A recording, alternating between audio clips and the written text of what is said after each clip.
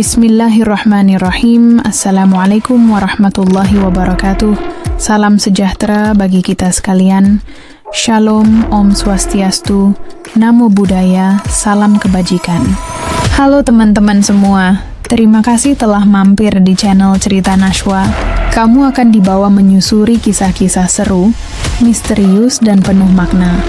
Kalau kamu suka cerita yang bikin penasaran dan hati bergetar, jangan lupa klik tombol subscribe. Mari kita mulai ceritanya. Orang-orang bilang rumah itu sudah kosong lebih dari 3 bulan. Pintu digembok, jendela dipaku dari dalam, dan halaman penuh ilalang tinggi. Tapi tiap malam, tepat pukul 12, selalu ada cahaya lilin yang menyala dari celah ventilasi di dapur. Suatu malam, Darno, tetangga sebelah yang tinggal hanya berjarak 3 meter dari rumah itu, memutuskan untuk memastikan. Ia merasa terganggu oleh bisikan aneh yang muncul tiap lilin itu menyala. Malam itu juga, ia mengendap ke halaman rumah kosong itu, membawa senter kecil dan botol semprotan air doa dari ibunya yang seorang guru ngaji. Tepat saat ia melongok ke ventilasi, matanya bertemu dengan sepasang mata lain di dalam dapur. Tapi, bukan mata manusia. Ia berkata itu mata yang penuh urat darah dan menyala redup, seperti mata ayam, tapi besar, dan menggantung di udara tanpa tubuh. Darno mundur, tergagap, lalu memanggil warga. Saat beberapa orang ikut datang dan menyorotkan lampu ke jendela dapur, tidak ada siapapun di dalam, hanya meja kayu tua, piring-piring berdebu, dan lilin kecil yang tetap menyala tanpa sumbu. Namun, yang lebih membuat semua menggigil adalah bau amis menyengat yang muncul begitu pintu depan coba dibuka. Dari bawah celah pintu, perlahan-lahan mengalir darah segar, meski rumah itu tak berpenghuni. Dan malam itu, salah satu warga tua berkata, pelan, dengan suara gemetar, "Itu bukan lilin. Biasa. Itu penanda perjanjian. Kalau padam, semua ayam itu akan mencari siapa yang menyalakannya dulu pertama kali." Sejak malam itu, tak ada satu pun warga yang berani melintasi depan rumah itu, bahkan di siang hari. Lilin itu masih menyala, dan dari dalam kadang terdengar suara cakaran dan kepakan sayap yang terlalu besar untuk seekor ayam. Blora tak pernah benar-benar sunyi. Di kota kecil ini, suara klakson becak dan gemuruh pasar jadi nadi pagi hari, dan radio tua dari warung kopi di pojok gang selalu menyala sampai larut malam. Tapi di ujung gang lurah, ada satu rumah yang selalu terasa tertinggal dari keramaian. Rumah kecil berdinding kusam, dengan genteng retak dan pagar besi yang sudah karatan. Di sanalah Wiryo tinggal bersama istrinya, Sarti, dan 2 anak mereka yang masih kecil. Wiryo dikenal sebagai penjual ayam broiler. Sudah hampir 10 tahun ia menjual ayam dari kandang kecil di belakang rumahnya, membawa dagangannya dengan sepeda ontel tua ke pasar pagi. Tapi siapapun yang pernah membeli ayam darinya tahu satu hal. Ayam-ayam Wiryo selalu tampak sakit. Tubuh ayam-ayam itu kurus, bulunya lepek, kulitnya pucat kehijauan seperti belum cukup umur dipotong. Beberapa bahkan mengeluarkan bau anyir meski belum sempat disembelih. Para pedagang lain di pasar sering mengejeknya diam-diam. "Ayammu itu, yo, kayak bangkai berdiri." Wiryo hanya menunduk. Ia tahu, tapi tak bisa berbuat banyak. Setiap pagi, ia duduk di pojokan pasar. Ayamnya ditaruh di keranjang bambu, menunggu pembeli yang tak pernah datang. Kadang 1-2 orang mampir karena kasihan, tapi kebanyakan memilih ayam dari pedagang lain yang tampak lebih segar, lebih layak santap. Sore hari, Wiryo pulang menuntun sepeda dengan ayam-ayam yang masih utuh, lalu menyimpannya kembali di kandang. Sarti, istrinya, hanya bisa menanak nasi dan mengolah kepala ayam sisa jadi semur encer untuk makan malam mereka.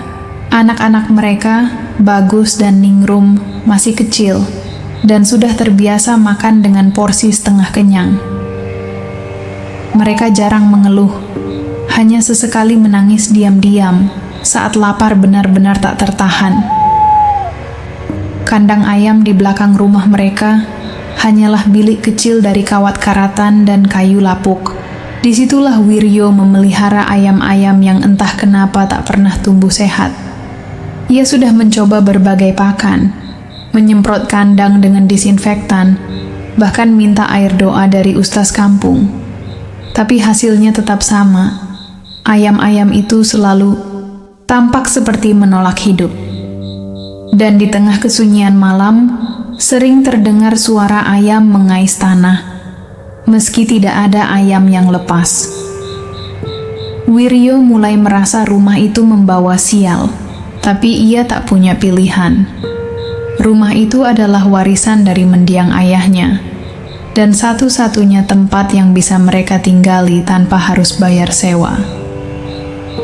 Kadang, saat ia duduk sendiri di belakang rumah, menatap ayam-ayamnya yang lunglai, ia berpikir, apa aku memang ditakdirkan jadi orang yang dagangannya tidak pernah laku? Tapi malam itu, tanpa ia tahu, seseorang akan datang. Seseorang yang membawa bau dupa, lilin, dan sebuah pilihan. Melanjutkan hidup miskin selamanya. Atau menjual sedikit dari dirinya demi sesuatu yang lebih laris. Dan dari sinilah semuanya bermula. Pagi-pagi buta, ketika kabut tipis masih menggantung, di atas jalanan Blora, suara roda sepeda tua berderit pelan melewati gang lurah. Itu suara sepeda Wiryo. Seperti biasa, keranjang bambu di bagian belakang berisi 6-8 ekor ayam broiler kurus yang tampak menggigil meski matahari belum terbit. Pasar mulai hidup sekitar pukul 5. Pedagang sayur, daging, dan kue mulai menggelar dagangannya. Tapi Wiryo hanya bisa berdiri di pojokan yang lembab, persis di bawah talang bocor, tempat yang tak pernah benar-benar kering, bahkan saat musim kemarau. Hari demi hari, pembeli yang lewat hanya melirik ayam-ayamnya sekilas, lalu berlalu. Pernah satu ibu muda berkata pelan sambil mencubit hidung anaknya, "Jangan dekat-dekat, ayamnya kayak bangkai hidup." Wiryo pura-pura tidak dengar. Ia tahu wajah ayam-ayam itu pucat, tubuhnya kaku, dan sorot matanya kosong seperti tak bernyawa. Tapi mau bagaimana? Ia tak punya uang untuk beli bibit baru. Ayam-ayam itu ia rawat sendiri dari anak, tapi entah mengapa, semua tumbuh sakit, lemas, atau seperti tak punya semangat untuk hidup. Menjelang siang, panas mulai menyengat. Keringat mengalir di pelipis Wiryo. Ia mengipasi ayam-ayamnya dengan koran bekas, berharap ada satu saja pembeli yang kasihan. Tapi tidak ada. Pedagang lain sudah mulai menghitung hasil jualannya. Beberapa bahkan sudah berkemas. Wiryo tetap duduk, diam, seperti menanti sesuatu yang tak pernah datang. Hari itu, lagi-lagi, semua ayam dibawa pulang. Sarti menyambut suaminya dengan senyum tipis. Bukan senyum bahagia, tapi senyum yang sudah letih untuk kecewa. Nggak laku lagi? Nggak. Wiryo meletakkan keranjang pelan, lalu duduk di ambang pintu. Sarti hanya mengangguk. Tak ada amarah, tak ada protes. Mereka sudah terlalu sering mengalami ini.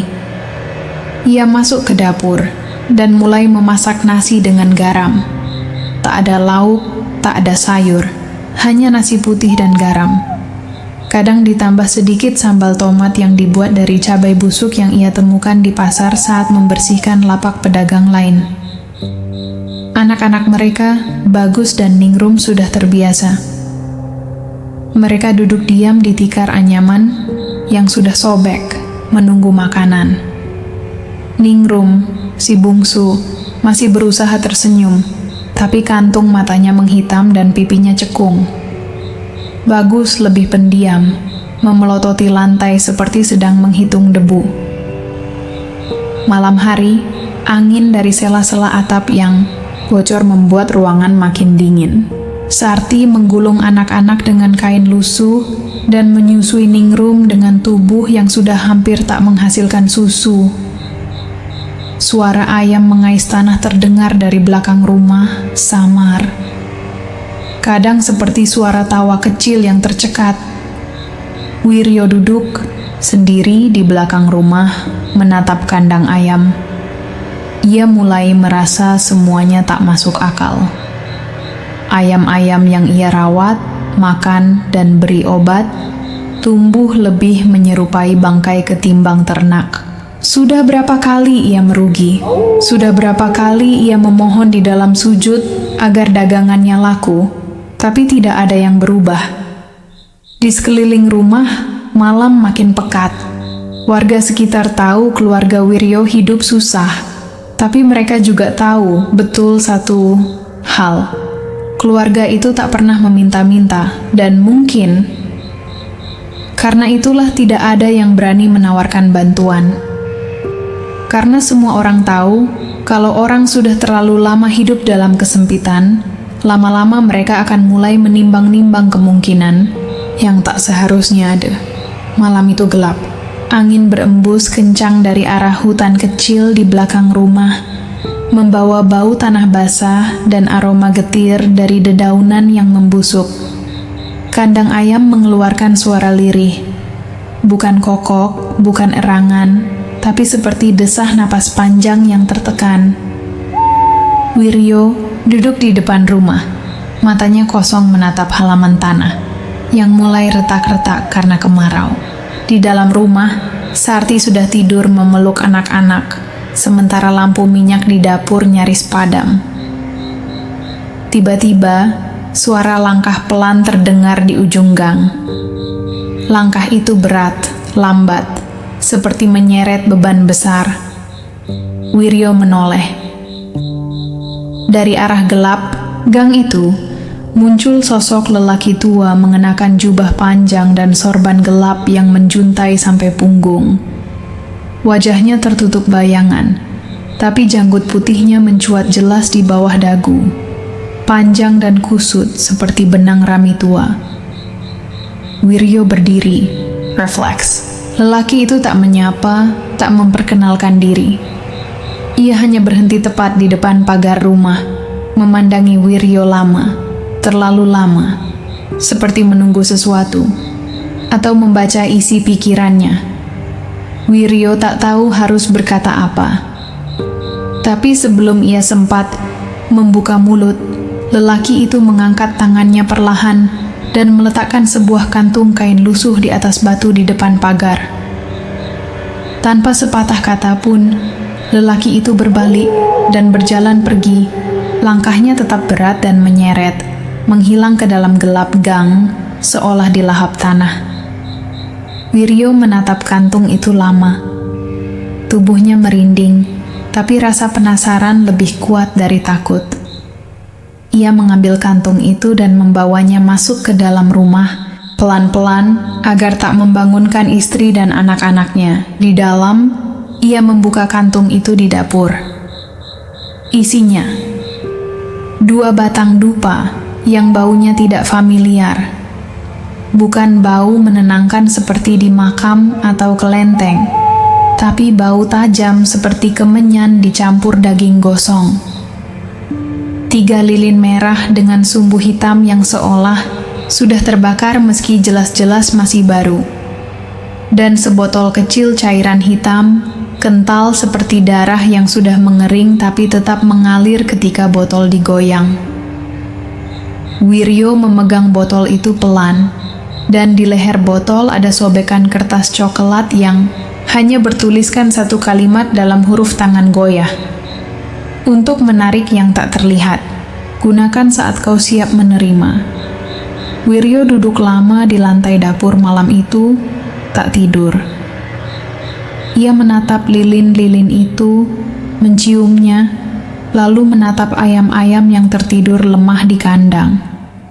Kepalanya berdenyut, dadanya sesak, dan perutnya kembali perih karena belum makan sejak pagi. Dalam gelap suara ayam terdengar lagi, tapi kali ini bukan ayam di kandangnya. Itu terdengar seperti ayam, tapi berbisik. Dan suara itu berasal dari dalam botol kecil hitam yang kini gemetar di atas meja kayu. 2 malam setelah kedatangan lelaki tua bersurban itu, sesuatu berubah di rumah kecil di ujung gang lurah. Bukan sesuatu yang besar, bukan pula sesuatu yang langsung mencolok, tapi siapapun yang berjalan melewati gang itu saat larut malam, pasti akan mencium aroma getir yang menusuk dari rumah Wiryo.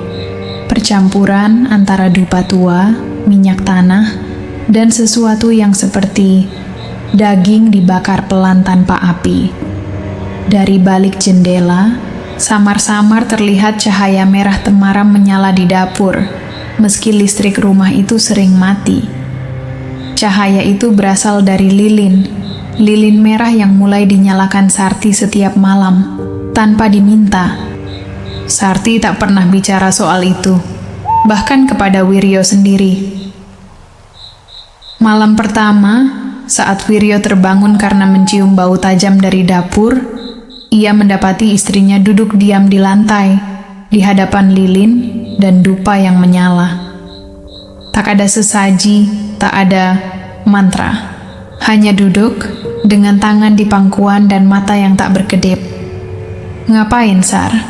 Disuruh jagain api. Gitu aja. Wiryo tak tanya lebih jauh. Entah kenapa ia merasa tidak boleh. Sejak malam itu, ritual itu jadi rutinitas. Setiap jam 2 malam, Sarti bangun sendiri, menyalakan lilin pertama di atas tanah dapur, menyulut dupa yang langsung menyebarkan asap gelap, lalu duduk di dekatnya selama berjam-jam. Kadang, ia menangis pelan, tapi tidak pernah menjelaskan. Kadang ia diam seperti patung. Dan yang paling sering, ia tersenyum sendiri, kecil, pelan, seperti melihat sesuatu yang tidak tampak oleh mata biasa. Asap dari dupa itu tidak seperti asap biasa. Ia menempel di dinding, merayap naik ke atap, dan bertahan sampai pagi. Bahkan ketika angin masuk dari celah-celah, bau rumah itu perlahan berubah. Baju, tempat tidur, bantal, semua mulai menyerap aroma tajam yang tidak bisa dihilangkan walau dicuci. Tetangga yang lewat mulai berbisik. Sekarang dapurnya bau, bukan bau masakan, tapi kayak kemenyan kematian. Anak-anak mereka bagus. Dan Ningrum juga mulai menunjukkan hal aneh. Mereka tak bertanya kenapa ibunya sering duduk semalaman di dapur. Mereka hanya patuh dan tidak pernah berani masuk dapur malam-malam, meski lapar. Dan yang paling aneh, ayam-ayam Wiryo mulai tampak berbeda. Tidak gemuk, tidak sehat, tapi mulai dilirik orang. 3 hari setelah lilin pertama dinyalakan, Wiryo menjual 4 ayam dalam 1 pagi. Bukan karena ayamnya mendadak segar, tapi karena pembeli seperti tidak sadar apa yang mereka beli. Satu ibu bahkan berkata sambil tersenyum aneh, "Ayammu sekarang kok sedap baunya, yo. Belum disembelih saja, kayaknya enak." Wiryo hanya mengangguk. Tapi dalam hati, ada sesuatu yang mulai menggelisahkannya. Bukan karena ayamnya laku, tapi karena ia tidak tahu kenapa. Dan setiap malam saat ia memejamkan mata di ranjang tipis di ruang tengah, ada suara dari dapur. Kres, kres, ceklik, kres. Seperti kuku yang menggaruk lantai. Seperti napas seseorang yang menahan lapar. Tapi Sarti tetap di sana, diam, menjaga lilin agar tak pernah padam. Pasar di Blora memang tak pernah tidur sepenuhnya, tapi siapapun yang sudah lama berjualan di sana tahu, ayam-ayam seperti milik Wiryo seharusnya tak laku. Tubuhnya kecil, bulunya tidak bersih, warnanya pucat seperti belum cukup makan. Bahkan sebagian terlihat seperti pernah sakit, kaki membengkak, paruh bengkok, bulu ekor copot sebagian. Dan baunya, meski sudah dicuci, tetap seperti anyir bekas kandang lembab. Namun sejak Sarti mulai menjaga lilin di dapur tiap malam, sesuatu yang tak masuk akal mulai terjadi. Hari pertama, Wiryo membawa 5 ekor ayam ke pasar. Semua habis dibeli dalam waktu 1 jam. Wiryo mengira itu kebetulan. Ia bersyukur, tapi tetap heran. Hari berikutnya, ia bawa 8 ekor. Habis sebelum jam 8 pagi. Hari ketiga, 10 ekor ayam, beberapa bahkan cacat parah, tetap habis. Bahkan dibayar lebih dari harga biasa. Para pembeli datang bukan seperti orang biasa menawar barang. Mereka datang seperti tertarik oleh sesuatu, berdiri di depan lapaknya, menatap ayam-ayam itu dengan mata kosong, lalu langsung membayar, tanpa banyak tanya. Seorang pembeli bahkan sempat berkata sambil tersenyum aneh, "Ayamnya lemas, tapi saya suka, soalnya wanginya beda." Wangi? Wiryo mencium ayam-ayam itu sendiri sebelum berangkat.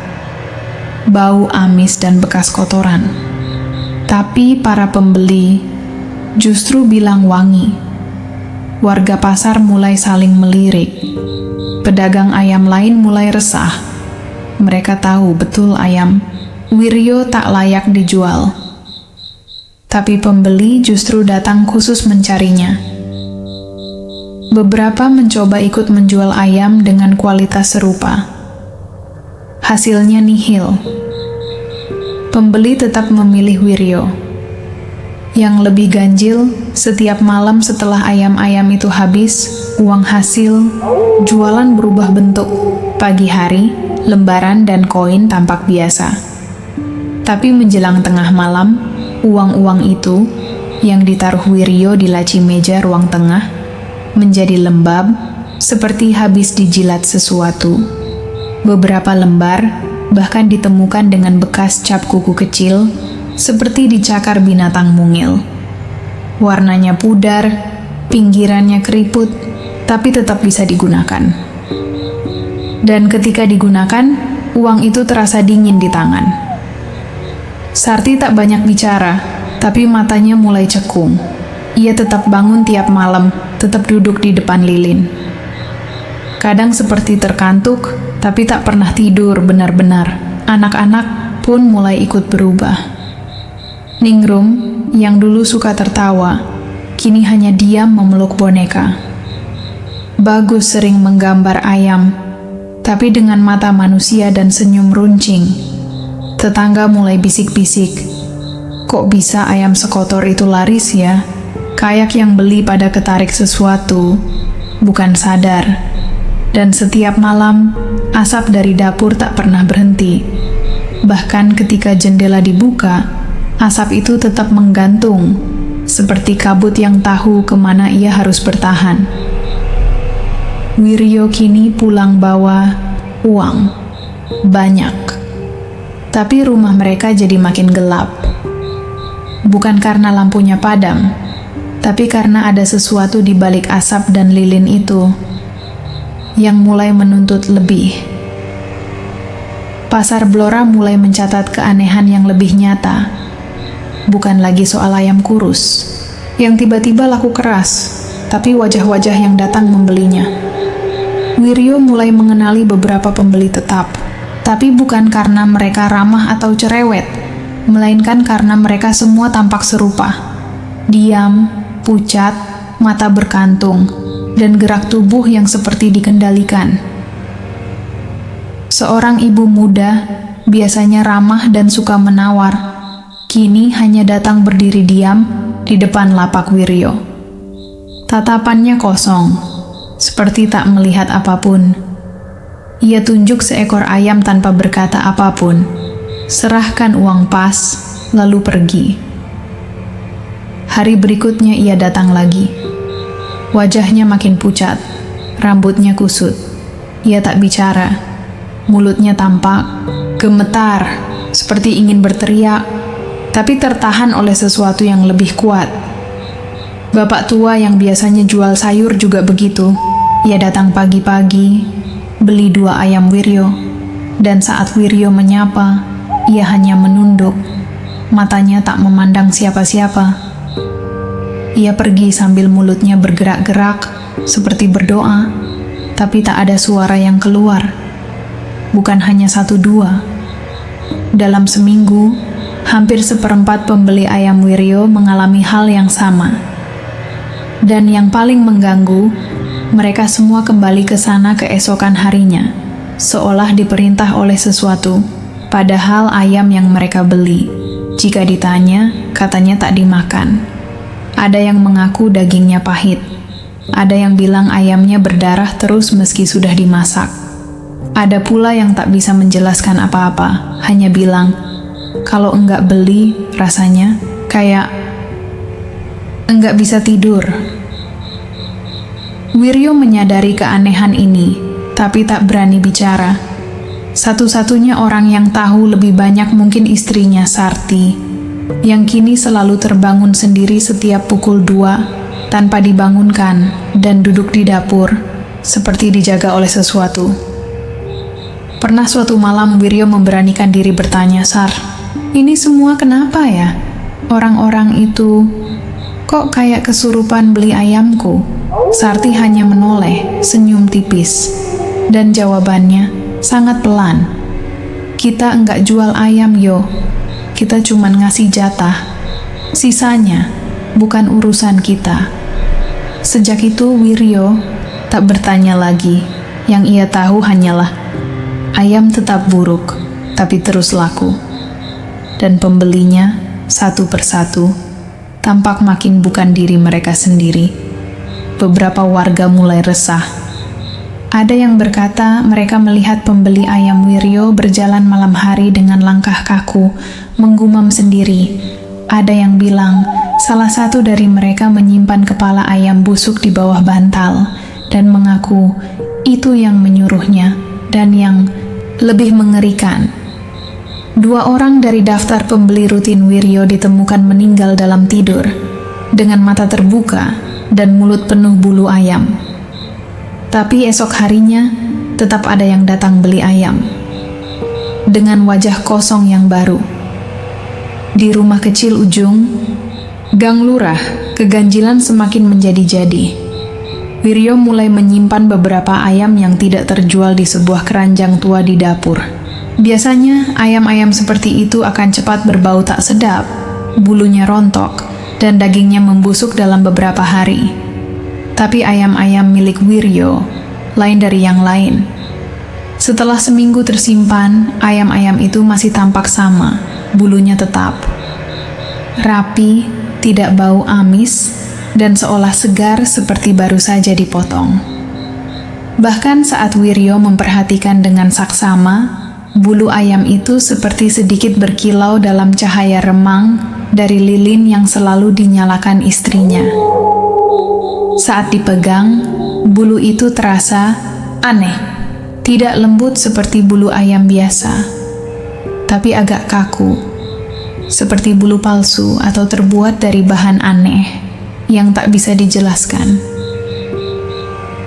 Sarti yang tahu lebih banyak, hanya diam dan semakin sering duduk menatap ayam-ayam itu dalam keheningan. "Aku sudah bilang jangan sentuh yang itu," katanya suatu malam dengan suara serak, tatapannya tajam. Tapi Wiryo, yang mulai merasa ketakutan, tidak bisa mengabaikan rasa aneh yang merayap dalam hatinya. Suatu kali, saat tengah malam, ia mendengar suara bisikan pelan dari dapur.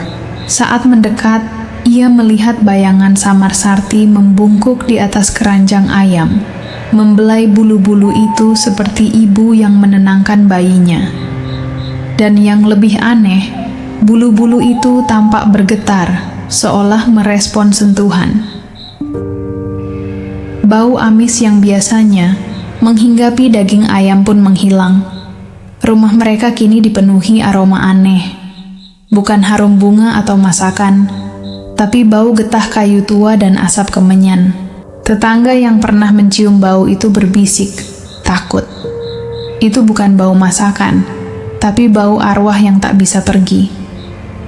Anak-anak Wiryo juga mulai menjauh dari keranjang itu. Ningrum, yang biasanya penasaran, kini menatap bulu-bulu itu dengan takut, sering menangis sendiri di kamar. Bagus, kakaknya, sering mengelus keranjang itu diam-diam ketika tidak ada orang lain, seperti ingin menjaga sesuatu yang tidak bisa dijelaskan. Hari-hari berlalu dengan ketegangan yang terus bertambah. Ayam yang tidak busuk itu menjadi simbol kegelapan yang merambat dalam rumah kecil di ujung gang. Wiryo mulai sadar. Ada sesuatu yang salah besar sedang terjadi. Namun, ia tidak tahu bagaimana cara menghentikannya. Sejak lilin pertama dinyalakan, ada sesuatu yang berubah pada Sarti. Awalnya hanya sekadar ritual diam-diam yang tak dimengerti tetangga, tapi kini menjadi bagian dari hidupnya yang tak terpisahkan. Setiap malam, Sarti duduk berjam-jam di dapur kecil mereka, tepat di depan lilin yang tak pernah padam. Cahaya kuning redup itu menari di wajahnya yang makin kurus dan pucat. Matanya yang dulu cerah kini cekung dan sayu, seperti menampung semua kesedihan dunia. Kadang, tanpa sebab yang jelas, ia menangis sendiri. Suaranya pelan, seperti tangisan, bayangan. Tak ada yang tahu apa yang membuatnya begitu hancur. Dupa yang dibakar di samping lilin terus mengeluarkan asap tipis yang menyelimuti seluruh rumah. Bau kemenyan itu sudah menyatu dengan udara, tak bisa hilang walau pintu dan jendela dibuka. Warga yang lewat gang mulai menghindar. Mereka tak berani mendekat, takut ikut terhisap dalam kesunyian yang menggelayuti rumah Wiryo dan Sarti. Wiryo sendiri mulai merasa terasing. Istrinya yang dulu hangat dan penuh cinta kini seperti hantu yang menjaga api di sebuah altar gelap. Suatu malam, saat hujan turun deras, Wiryo masuk ke dapur dengan hati berdebar. Ia melihat Sarti duduk terpaku di depan lilin, tangannya menggenggam erat botol cairan hitam yang dulu diberikan lelaki tua bersurban. Sarti menatap lilin dengan tatapan kosong. Bibirnya bergetar melafalkan kata-kata yang tak dimengerti. Ini yang menjaga semuanya agar tetap hidup, agar dagangan laku, agar kami tidak kembali ke lapar. Tubuhnya yang kian menyusut membuatnya tampak seperti mayat hidup, tapi ia tetap bertahan, menjaga lilin dan membakar dupa tanpa henti. Setiap kali ada angin masuk, lilin itu hampir padam, dan Sarti segera mengangkat tangan, menghalau seolah melawan sesuatu yang ingin memadamkan nyala itu. Kondisi rumah berubah menjadi tempat yang penuh dengan ketegangan dan kesunyian yang mengerikan. Dan meskipun sudah begini, lilin dan dupa itu tetap tak boleh padam. Rumah kecil di ujung gang lurah mulai berubah bentuk. Kamar belakang, yang dulu hanya tempat menyimpan barang bekas, kini dijadikan kandang untuk ayam-ayam yang tak terjual. Pintu kayu tua digembok rapat, dan jendela kecil ditutup dengan kain lusuh. Tetangga yang lewat sering mendengar suara aneh dari balik dinding itu. Di siang hari, suara ayam bersahut-sahutan. Tapi bukan seperti ayam biasa. Ada nada serak, seperti suara ayam yang sedang kesakitan. Yang paling mengganggu adalah suara perempuan menangis lirih, sangat halus, bercampur dengan derik logam yang seperti rantai atau sesuatu yang diseret di lantai. Pak Harjo, tetangga yang rumahnya paling dekat, pernah berdiri lama di depan pintu kandang itu. Wajahnya berubah pucat ketika mendengar suara itu. Aku enggak tahu itu suara ayam atau suara manusia, tapi aku bisa dengar perempuan menangis sambil ada suara rantai bergesekan. Beberapa anak kecil yang sering lewat gang juga mulai enggan melewati rumah itu. Mereka bilang, kadang ada bayangan perempuan yang berdiri di jendela kandang, tapi saat didekati, bayangan itu hilang tanpa jejak. Wiryo dan Sarti tidak pernah bicara soal kandang itu. Mereka tampak biasa-biasa saja. Tapi setiap malam, asap dupa dari dapur semakin pekat, seolah berusaha menutupi bau lain yang keluar dari kandang.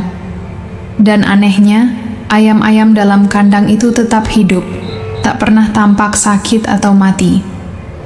Warga mulai bertanya-tanya, apa yang sebenarnya disembunyikan di balik pintu kandang itu? Apakah benar ada sesuatu selain ayam yang dipelihara di sana? Dan siapa perempuan yang selalu menangis? Waktu terus berjalan, dan keanehan semakin merasuki keluarga kecil di ujung gang lurah itu. Bagus dan Ningrum, dua anak Wiryo dan Sarti, mulai berubah. Mereka yang dulu ceria, kini jadi pendiam dan dingin. Bagus sering terlihat duduk di depan kandang ayam belakang rumah, menatap kosong sambil menggumamkan kata-kata yang tak jelas. Beberapa tetangga yang lewat mengaku pernah mendengar suara Bagus memanggil sesuatu dari dalam kandang dengan suara lirih, seperti memanggil teman lama.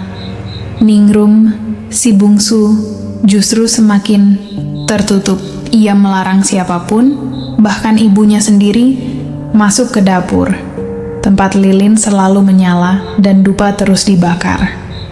Setiap kali ada yang mencoba mendekat, Ningrum akan menangis dan berteriak. Wajahnya dipenuhi ketakutan yang sulit dijelaskan.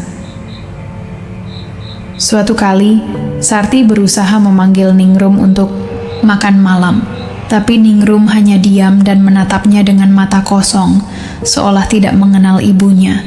"Jangan masuk, Bu. Ada yang menjaga," katanya pelan dengan suara serak, membuat Sarti terpaku. Anak-anak itu juga tidak pernah bertanya tentang keadaan rumah atau nasib ayam yang terus dipelihara. Mereka seakan hidup dalam dunia sendiri yang tak bisa ditembus oleh orang lain.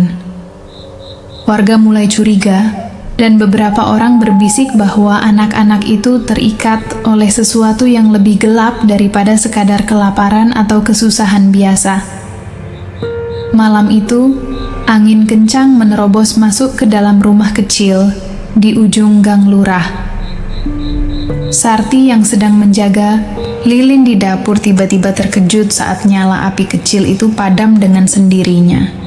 Ia mencoba menyalakannya kembali, tapi lilin tak mau menyala. Asap dupa yang biasanya membumbung pun ikut mereda, meninggalkan keheningan yang mencekam.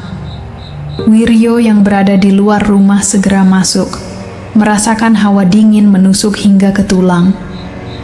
Malam itu terasa berbeda, gelap dan penuh ancaman yang tak terlihat. Keesokan paginya, kejadian aneh itu semakin membuat warga gempar. Semua ayam yang selama ini hidup sehat dan tak pernah busuk di kandang belakang, tiba-tiba ditemukan mati mendadak. Tak ada luka, tak ada tanda-tanda serangan binatang. Hanya tubuh ayam-ayam yang tergeletak tak bernyawa, berbaris rapi seperti terbaring dalam ketenangan yang aneh. Namun, yang lebih mengejutkan, daging ayam mati itu masih laku keras di pasar. Para pembeli tak peduli melihat kondisi ayam yang sudah mati itu. Mereka tetap membeli dengan harga tinggi, bahkan ada yang mengantre sebelum dagangan dibuka. Wiryo yang bingung dan takut mencoba menolak untuk menjual ayam-ayam itu, tapi Sarti terus mendesak. Ini semua sudah diatur, jangan tanya, terlalu banyak. Lilin harus tetap menyala, itu yang menjaga kita semua. Kini lilin yang harusnya jadi penjaga, malah padam. Dan ayam-ayam yang mati itu, entah mengapa, malah membawa keberuntungan aneh yang tak bisa dijelaskan. Namun, hawa buruk mulai terasa. Suara-suara aneh terdengar di rumah, bayangan gelap muncul, sesekali di sudut mata. Warga mulai takut mendekat, tapi dagangan Wiryo tetap laris. Suasana di pasar Blora mulai berubah. Dagangan Wiryo yang dulu sepi, kini selalu diborong pembeli tanpa sisa. Namun, tidak semua yang membeli ayam itu keluar tanpa luka. Suatu pagi yang cerah, di pinggir jalan kecil dekat pasar, seorang pria yang baru saja membeli ayam dari Wiryo tiba-tiba terjatuh. Orang-orang berkerumun ketika pria itu mulai muntah darah deras, mengotori jalan dengan warna merah pekat yang mengerikan. Wajah pria itu pucat pasi, tubuhnya gemetar hebat, dan matanya menatap kosong ke langit. Tetapi yang lebih aneh adalah reaksinya sesudahnya. Beberapa jam setelah kejadian itu, pria itu berdiri di depan lapak Wiryo kembali dengan langkah gontai dan wajah tanpa ekspresi, lalu tanpa ragu membeli lagi ayam-ayam itu. Ketika ditanya oleh beberapa orang, ia hanya menggeleng pelan, tak mau bicara tentang apa yang terjadi padanya. Kejadian muntah darah itu pun menyebar dengan cepat di kalangan warga pasar. Beberapa yang mendengar cerita itu mulai merasa takut dan ragu, tapi anehnya, mereka tetap datang membeli ayam Wiryo. Mereka seakan terperangkap dalam lingkaran gelap yang sulit dijelaskan. Wiryo sendiri mulai merasa bersalah, tapi di sisi lain, dagangannya kini laris manis. Sarti, di rumah, hanya menatap lilin yang menyala dan berkata dengan suara pelan, "Ini harga yang harus dibayar, agar ayam laku, agar hidup kita berubah." Namun, ada yang mulai bertanya-tanya, apakah perubahan itu benar-benar membawa berkah, atau justru kutukan yang perlahan menggerogoti semuanya. Setelah dagangan ayamnya mulai laku keras, Wiryo memutuskan untuk merenovasi rumah kecilnya di ujung gang lurah. Tembok yang sudah retak dan kusam dicat ulang dengan warna cerah, genteng yang bocor diganti baru. Tampak seolah-olah rumah itu bangkit dari kemiskinan menjadi tempat yang layak dihuni. Tetangga yang lewat sempat menganggap perubahan itu sebagai pertanda baik. Namun di balik cat baru dan genteng yang rapi, sesuatu yang gelap dan mengerikan tetap bersemayam di dalam. Menjelang malam, bau busuk yang sangat menyengat mulai tercium. Bau itu bukan hanya bau ayam basi biasa, tetapi bau yang mengingatkan pada kematian dan pembusukan, seolah sesuatu yang tersembunyi dalam rumah mulai membusuk perlahan.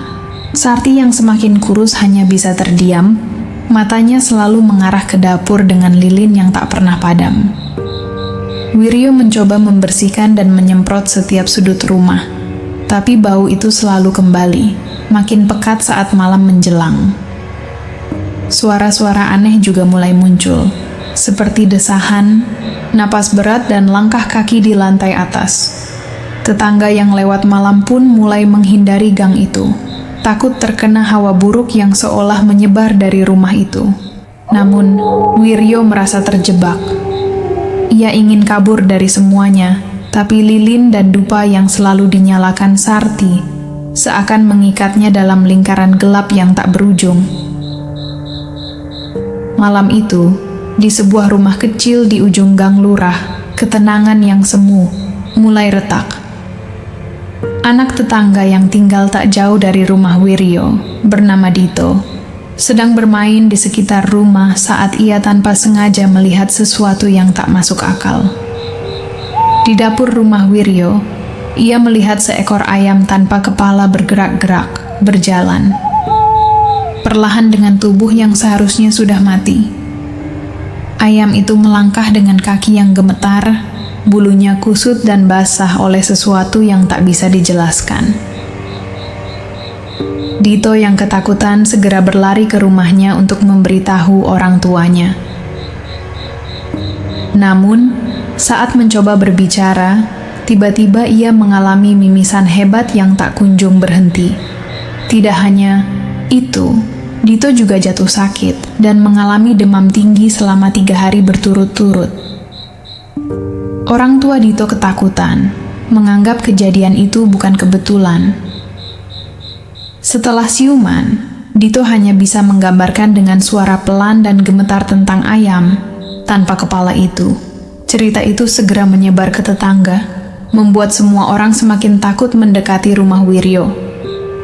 Malam-malam setelah kejadian itu, beberapa warga mengaku mendengar suara cakar dan tapak kaki ayam berderap-derap di lantai dapur, meskipun rumah itu tampak sepi.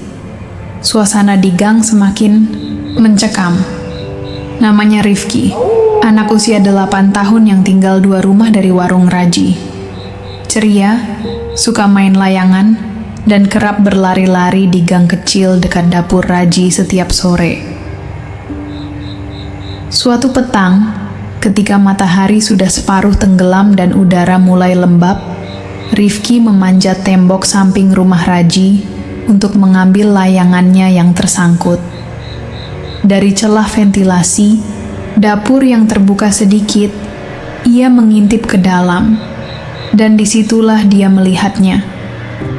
Seekor ayam berwarna hitam legam, tubuhnya bulat penuh bulu, berjalan perlahan di atas lantai dapur. Tapi yang membuat Rifki terdiam bukanlah warnanya, melainkan karena ayam itu tak punya kepala. Lehernya buntung, tapi tetap berjalan. Jalannya tidak seperti ayam, tapi lebih menyerupai orang yang pincang. Dan tiap kali kakinya menyentuh lantai, muncul jejak seperti lendir hitam. Suara kukunya beradu dengan lantai ubin. Ketik, ketik, ketik.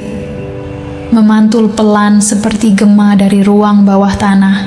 Rifki mematung, tak berani turun. Sampai ayam itu berhenti, seolah menyadari sedang diawasi. Tubuhnya diam, lalu perlahan berbalik arah.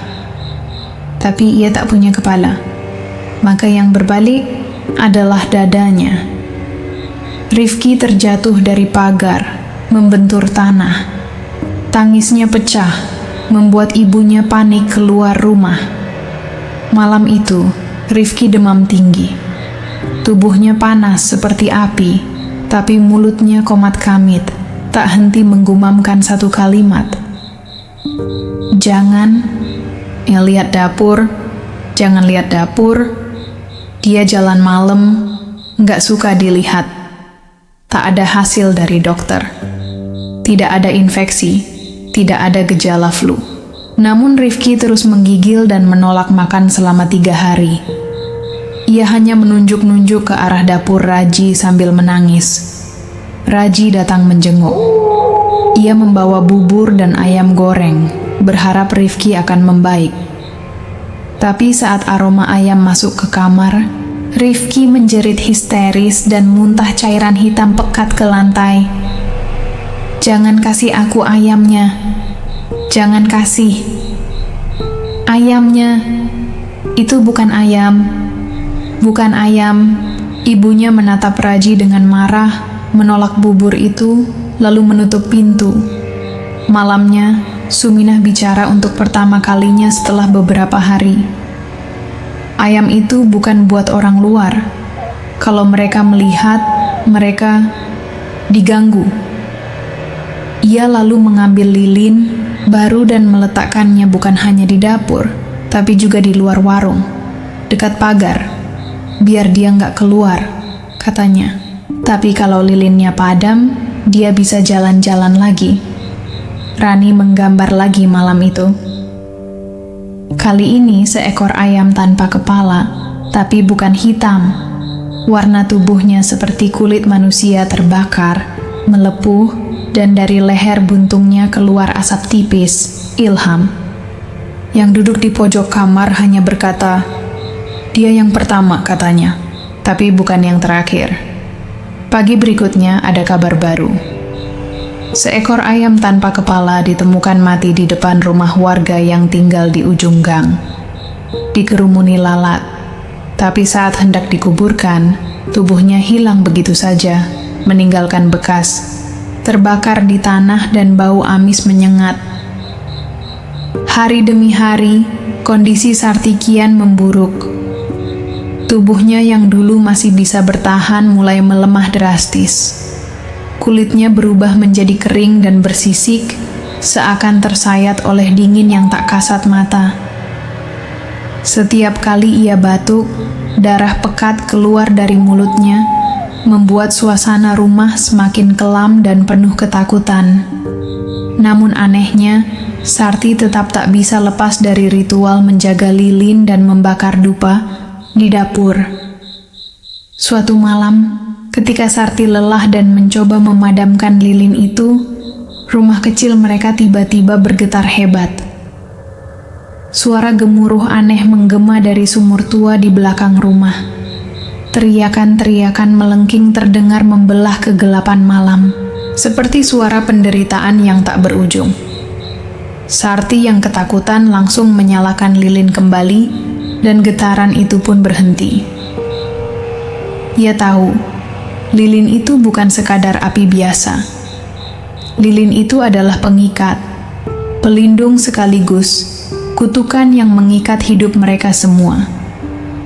Setiap kali lilin padam, rumah menjadi medan kekacauan yang menyeramkan. Tetangga yang mendengar suara itu dari kejauhan mulai menghindari gang itu. Sarti yang makin lemah, namun tak bisa berhenti, terperangkap dalam siklus penderitaan yang tak berkesudahan. Malam itu, gang lurah diselimuti gelap pekat dan sunyi yang tidak biasa. Tiba-tiba, dari arah rumah Wiryo, terdengar suara jeritan yang menusuk telinga. Jeritan itu begitu mengerikan, penuh kepedihan dan rasa sakit yang tak terlukiskan. Beberapa warga yang terjaga, karena suara itu mengatakan bahwa mereka juga mendengar sesuatu yang lebih aneh, suara ayam yang menjerit seperti manusia. Suara itu menggema dan bergema, membuat bulu kuduk meremang.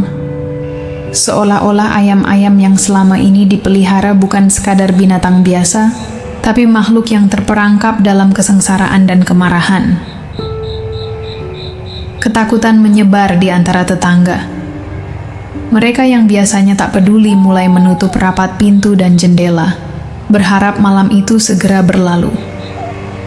Wiryo yang mendengar suara itu dari dalam rumah hanya bisa terdiam, wajahnya penuh dengan ketakutan dan kebingungan. Sarti yang semakin lemah tetap duduk di dekat lilin yang menyala, matanya menatap kosong ke arah api yang berdenyut. Suara jeritan itu menjadi pertanda bahwa sesuatu yang sangat buruk akan segera terjadi. Pagi yang biasanya tenang di pasar Blora berubah menjadi ajang kegaduhan yang menakutkan. Wiryo yang selama ini dikenal pendiam dan tertutup, tiba-tiba meledak dalam kemarahan yang luar biasa. Di tengah kerumunan pembeli dan penjual lain, ia berteriak dengan suara parau dan penuh kepanikan, "Ayam-ayamku, mereka tidak bisa diam." Suara-suara itu di kepalaku. Semua ingin aku bungkam. Tubuhnya bergetar hebat, matanya melotot tak karuan. Orang-orang yang menyaksikan merasa ngeri sekaligus bingung. Ada yang mencoba menenangkannya, namun Wiryo justru makin kalap, berjalan mondar-mandir sambil mengerang seperti orang kesakitan. Tanpa peringatan, ia lalu menghilang dari pasar. Beberapa saksi terakhir melihatnya berjalan terburu-buru ke arah gang lurah, lalu lenyap di balik kegelapan rumah tua itu. Desas-desus mulai menyebar. Ada yang bilang, Wiryo telah kehilangan akal sehatnya karena kutukan yang menghantui. Ada juga yang percaya ia telah menyerah pada kegelapan yang selama ini mengikat hidupnya. Pasar, yang tadinya ramai kini diliputi ketakutan. Siapa yang akan berani membeli ayam dari rumah yang penuh misteri itu? Suasana di gang lurah semakin kelam dan penuh ketegangan. Suatu pagi, warga yang lewat di depan rumah Wiryo dan Sarti dikejutkan oleh pemandangan yang mengerikan.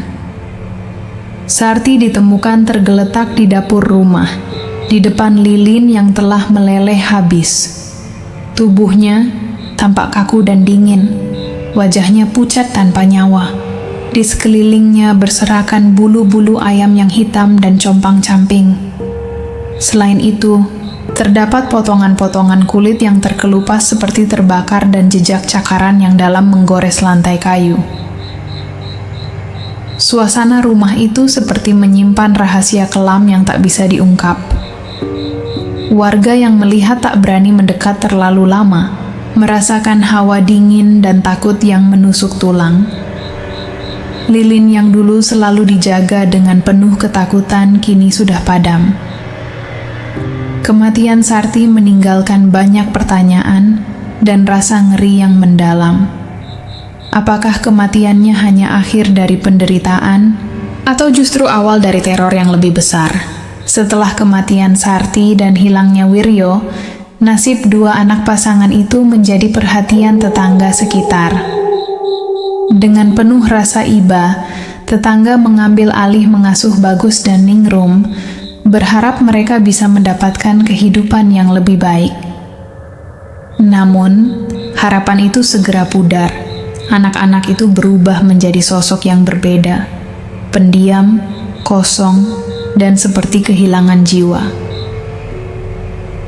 Ningrum sering terlihat duduk sendiri, menggambar ayam hitam besar berulang kali di selembar kertas lusuh. Gambar-gambar itu tampak ganjil dan penuh kegelapan, seolah membawa pesan yang tak bisa dimengerti orang dewasa. Sementara itu, Bagus lebih sering menatap lilin yang menyala di depan rumah dengan tatapan kosong dan tanpa berkedip. Ia seakan terhipnotis oleh api yang berdenyut, seolah ada sesuatu yang mengikat jiwanya ke dalam nyala lilin itu. Tidak ada tawa, tidak ada kata-kata ceria, hanya kesunyian yang menyelimuti kedua anak itu. Tetangga yang merawat mereka mulai merasa ngeri dan tidak nyaman, seolah-olah anak-anak itu membawa beban kutukan yang belum selesai, yang akan terus menghantui mereka dan siapapun yang berdekatan. Setelah semua kejadian mengerikan itu, rumah kecil di ujung gang lurah itu kini kosong dan terkunci rapat. Tak ada yang berani tinggal atau bahkan mendekat terlalu lama. Namun, anehnya, warga sekitar sering melihat cahaya lilin yang redup menyala dari celah ventilasi rumah. Cahaya itu seperti denyut nyawa yang tak pernah padam, meski angin malam berhembus kencang. Suatu malam, seorang pemuda yang penasaran mencoba mendekati rumah dan meniup lilin dari luar. Saat napasnya hampir memadamkan, api kecil itu tiba-tiba terdengar bisikan dingin yang menggema di telinganya. Kalau padam, dagangannya kembali. Bisikan itu membuat bulu kuduk meremang dan membuatnya segera mundur. Warga pun semakin yakin bahwa ada sesuatu yang tak pernah benar-benar hilang dari rumah itu. Lilin itu bukan sekadar penerang. Ia adalah pengikat kutukan dan pesugihan yang terus mengawasi, menjaga, dan menunggu waktu untuk membangkitkan kegelapan itu lagi. Cerita Wiryo dan Sarti menjadi peringatan bagi siapapun yang berani mencoba jalan pintas dalam hidup. Di balik kelapangan dagang ayam yang laris, Tersembunyi harga yang terlalu mahal untuk dibayar. Terima kasih sudah menemani kisah gelap dan penuh misteri dari rumah kecil di ujung gang lurah, Blora. Ingatlah, terkadang apa yang kita anggap jalan pintas bisa membawa kita ke jurang yang tak berujung. Jaga hati, jaga langkah, dan jangan pernah tergoda oleh janji mudah tanpa harga yang harus dibayar. Kalau kamu suka cerita seperti ini, jangan lupa like, subscribe, dan share ke teman-temanmu agar mereka juga tahu rahasia kelam yang tersembunyi di balik lilin yang tak pernah padam. Sampai jumpa di cerita berikutnya. Tetap waspada dan jangan lupa, kadang kegelapan bukan hanya di luar, tapi juga di dalam diri kita sendiri.